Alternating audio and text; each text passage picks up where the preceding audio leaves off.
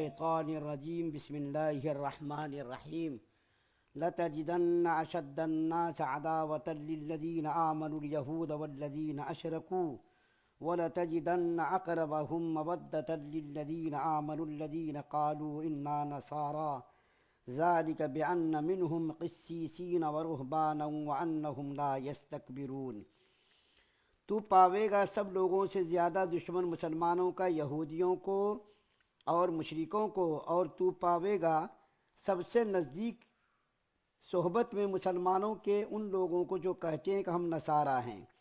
یہ اس واسطے کہ نصارہ میں عالم ہیں اور درویش ہیں، اور اس واسطے کہ وہ تکبر نہیں کرتے۔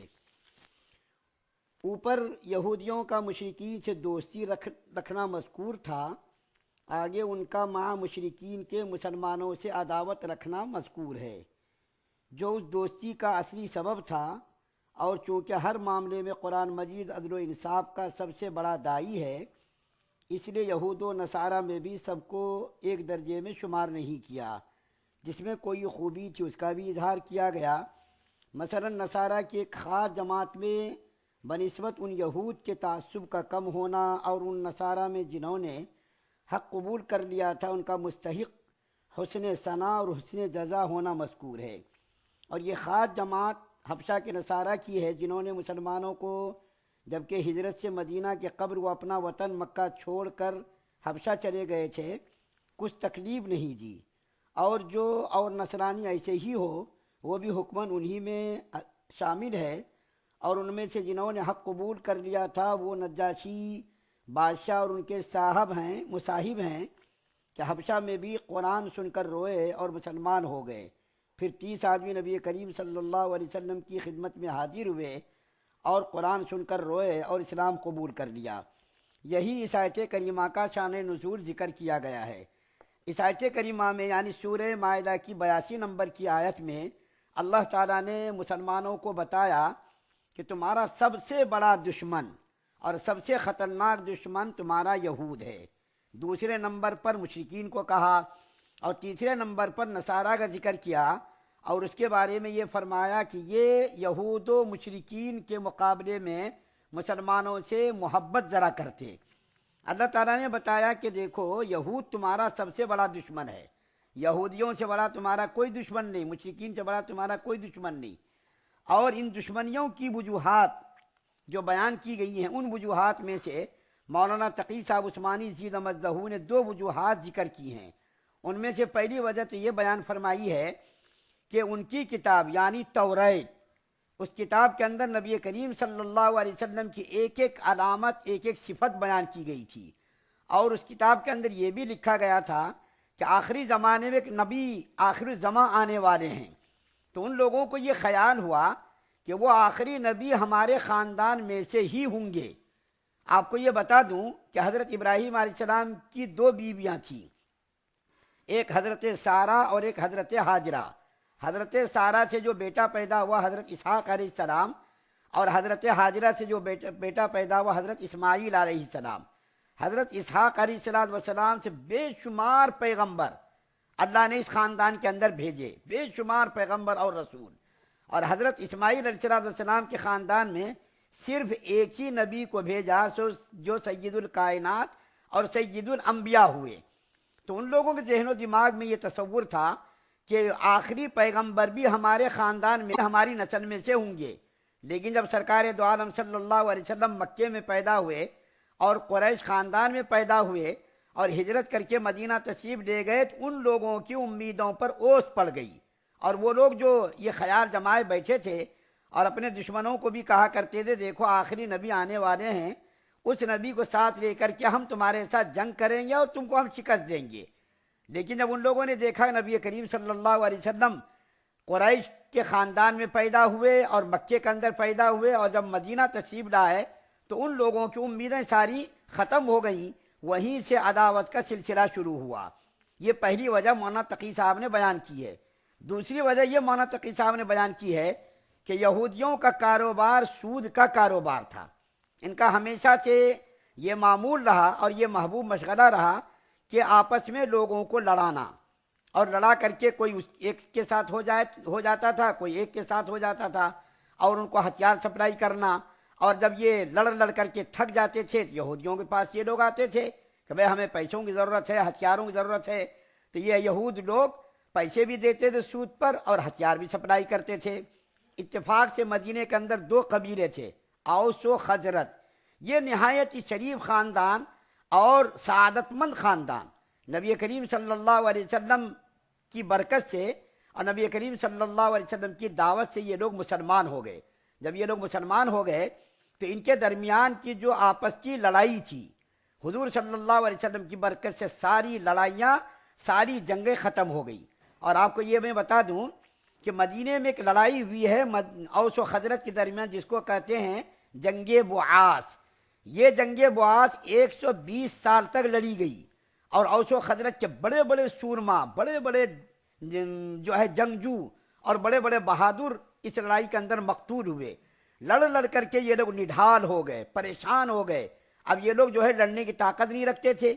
نبی کریم صلی اللہ علیہ وسلم جب تشریف لائے تو ان دونوں قبیلوں کو آپس میں ملا دیا، اور یہ دونوں قبیلے آپس میں شیر و شکر ہو گئے اور آپس میں مل کر کے رہنے لگے۔ ساری دشمنیاں، ساری عداوتیں، ساری جو ہے رنجشیں ختم ہو گئی، اور اللہ کے رسول صلی اللہ علیہ وسلم کی صحبت سے، اللہ کے رسول صلی اللہ علیہ وسلم کی برکت سے یہ سب بھائی بھائی بن گئے، جس کو قرآن کے اندر بھی بیان کیا گیا ہے۔ تو یہودیوں کی جو آمدنی تھی، یہودیوں کا جو آمدنی کا ذریعہ تھا کہ آپس میں لڑانا اور ہتھیار سپلائی کرنا، پیسے سود پر دینا، تو آمدنی کا ذریعہ بھی ان کا ختم ہو گیا، تو یہ لوگ جو ہے مسلمانوں کے دشمن ہو گئے۔ ان دو وجوہات کو جو بیان کیا گیا ہے، ایک تو یہ کہ نبی کریم صلی اللہ علیہ وسلم ان کے خاندان میں پیدا نہیں ہوئے، اس لیے ان کو عداوت ہو گئی، نفرت ہو گئی، اور جو ہے نفرت کرنے لگے، اور دوسری وجہ ان کا جو ذریعہ آمدنی تھا وہ ذریعہ آمدنی بھی ختم ہو گیا۔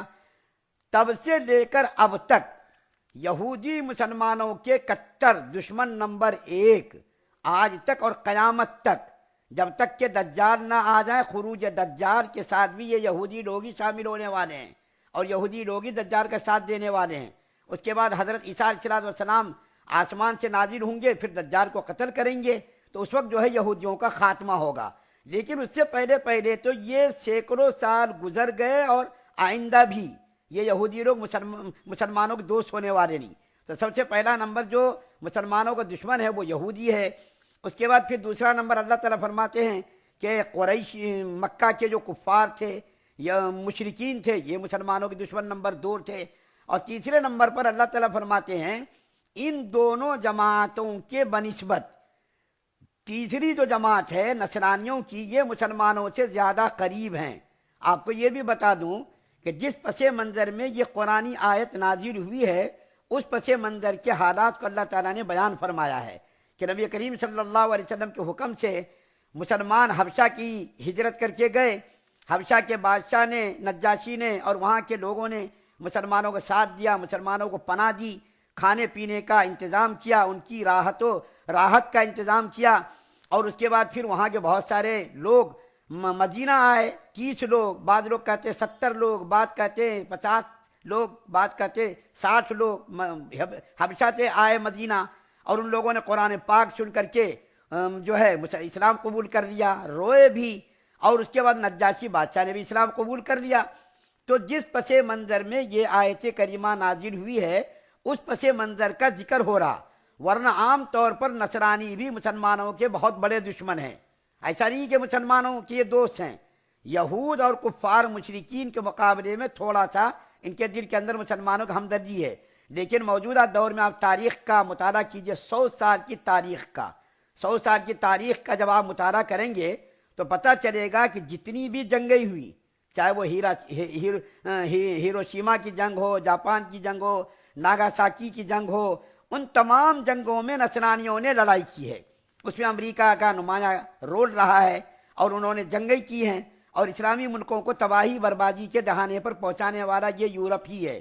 ان ملکوں نے، یورپ کے ملکوں نے عرب ملکوں کو ٹکڑے ٹکڑے کر کے اپنے مفاد کے لیے استعمال کرنا شروع کیا۔ کسی نے سعودی عرب کو منتخب کر لیا، کسی نے شام کو منتخب کر لیا، کسی نے ترکی کو منتخب کر لیا۔ اس طریقے سے جس ملک کے ساتھ ان یورپ ملکوں کو مفاد نظر آیا، انہوں نے اس ملک کو پسند کر لیا۔ آج دیکھیے امریکہ سب سے بڑا سعودی عرب کا دوست بنا ہوا ہے، کویت کا دوست بنا ہوا ہے، رشیا دیکھیے شام کا دوست بنا ہوا ہے۔ ان تمام ممالک کے خلاف جنگی اقدامات کرنے والے یہ یورپ کے لوگ تھے اور عیسائی مذہب کے دعوے دار تھے۔ تو یہاں پر مسئلہ یہ ہے کہ جب ان کے یہاں جنگ و جدال منع ہے، لڑائی کرنا منع ہے، پھر ان ملکوں کو تباہی بربادی کے دہانے پر ان لوگوں نے کیوں پہنچایا؟ تو میں آخر میں بتا دوں کہ یہ تمام یورپ کے ممالک، چاہے امریکہ ہو، برطانیہ ہو، چاہے وہ جرمنی ہو، فرانس ہو، کوئی بھی ملک ہو، ان تمام ملکوں نے حضرت عیسیٰ علیہ السلام کی تعلیمات کو پس پش ڈال دیا ہے۔ حضرت عیسیٰ علیہ السلام کی تعلیمات پر یہ کوئی بھی عمل نہیں کر رہے، کیونکہ حضرت عیسیٰ علیہ السلام کے مذہب میں تو جنگ کرنا حرام تھا۔ یہاں تک ان کی تعلیم میں تھا کہ اگر کوئی تم کو ایک تماچا مار دے تو تم دوسرا گال بھی اس کے سامنے پیش کر دو، دوسرا گال بھی پیش کر کے یہ کہو کہ اس کے لو تم دوسرے گال میں مار لو۔ لیکن آج لاکھوں نہیں کروڑوں انسانی جانوں کا اتلاف کرنے والے یہ یورپی ممالک، اس میں رشیا بھی ہے، جاپان بھی ہے، چائنا بھی ہے، یہ تمام ممالک مسلمانوں کو قتل کر رہے ہیں۔ لیکن یورپ کے ممالک جو حضرت عیسیٰ علیہ السلام کے ماننے کے دعوے دار ہیں، ان ملکوں نے جتنی تباہی پہنچائی ہے دنیا کے اندر اور عرب ملکوں کے اندر، جیسا کہ افغانستان کے اندر، لیبیا کے اندر، شام کے اندر، عراق کے اندر اور دوسرے اسلامی ملکوں کے اندر جتنا نقصان انہوں نے پہنچایا ہے اور کسی ملک نے نہیں پہنچایا، کیونکہ دوسرے ملکوں میں اتنا دم نہیں ہے۔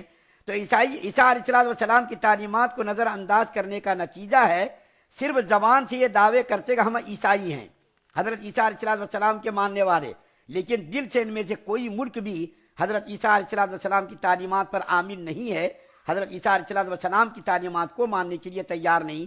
اگر مانتے تو ان دنیا کے اندر جو ان دنوں میں لڑائیاں اور کہیں بھی جنگ و جدال نہ ہوتا، کہیں بھی لڑائی نہ ہوتی، کہیں بھی انسانی جانوں کا نقصان نہ ہوتا۔ تو بہرکیف سورہ مائدہ کی آیت نمبر 82 میں اللہ تعالیٰ نے 3 طبقوں کا ذکر کیا، ان میں سے پہلے تو یہودیوں کا ذکر کیا، پھر عیسائیوں کا، کفار کا ذکر کیا، اس کے بعد پھر عیسائیوں کا ذکر کیا کہ تمہارے دشمن بڑے کون ہیں؟ یہودی ہیں، دوسرے دشمن کون ہیں؟ کفار و مشرکین ہیں، اور تیسرا طبقہ جو عیسائیوں کا ہے یہ تم سے ذرا قریب ہے۔ لیکن میں نے یہ جو ہے وضاحت کر دی کہ جن حالات میں اور جس پس منظر میں قرآنی آیت کا نزول ہوا ہے، اس پس منظر میں یہ آیت نازل ہوئی کہ اس زمانے میں تھوڑے عیسائی لوگ ایسے تھے، اچھے تھے، مسلمانوں سے دوستی کرنے والے تھے، پناہ بھی انہوں نے حبشہ کے اندر دی، ان کے کھانے پینے رہنے سہنے کا ان لوگوں نے انتظام بھی کیا۔ اللہ تعالیٰ سے دعا ہے کہ اللہ تعالیٰ ہم تمام مسلمانوں کو سننے سے زیادہ عمل کرنے کی توفیق عطا فرمائے۔ سبحان اللہ و بحمدہ، سبحانک اللہم و بحمدک، ونشہد ان لا الہ الا انت ونستغفرک۔